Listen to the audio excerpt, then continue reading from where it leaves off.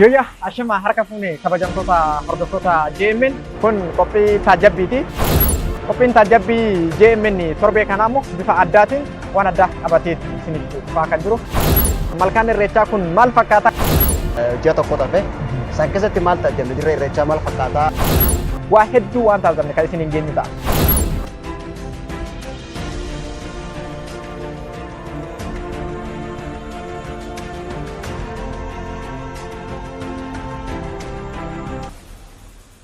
Iddoo galateeffannaa Waaqaa waggaatti Oromoo waliin gahee jaalalaa fi gammachuu fi akkasumallee tokkummaa waliin qooddatu. Sababa irreecha malkaa Finfinnee deebisuu irratti Oromoo hedduun wareegamee fuunan horaa Finfinnee kun akka silaa Oromoon kaleessatti qabsaa'aa ture fi Oromoon aarsaa itti kafalaa ture.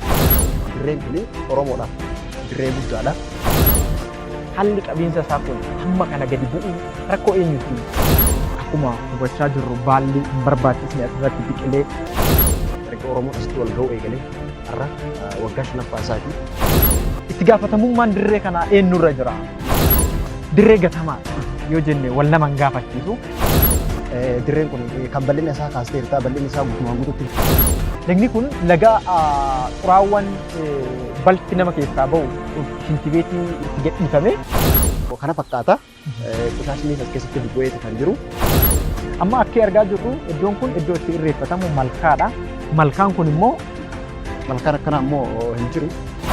Qabiinsa isaa qofayyuu miti qe'uma kana yoo eenyutu hoogganaa jira. Dirreen irreechaa kun beektaa dirree fakkeessaatii wanti ta'uu qabu waan qabatamaan dalagamuu qaba. Kutaa magaalaatti dhaqee kafalee dhufee gibbii kana keessatti bashannana. Akkuma argaa jirru egaa bishaan kun bishaan qulqulluu miti. Keessumoonni biyya adda addaatiin kan Oromoo ta'aniif Oromoon ta'inillee dhufanii dirree kana ka daawwatanii mooraa amma kana ga'u qabatee tokko waan Oromoo fakkaatu of keessatti nuti argaa hin jirru. Dirreen kun bareeduu qaba, faayamuu qaba.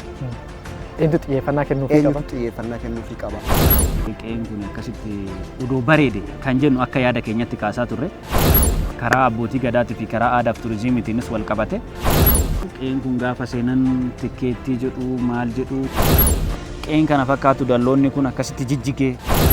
Akka maamilli immoo isa hin dhufne wanti danqaa ta'e maali? Asiin caakkan maaliin kun? Erga jijjiiramni dhufe dirreen kun immoo silaa kan irratti hojjetamuu qabu biiroo aadaa fi turizimiitiin irratti dalagamuu qabu. Irratti hin dalagamne kun kana fakkaata.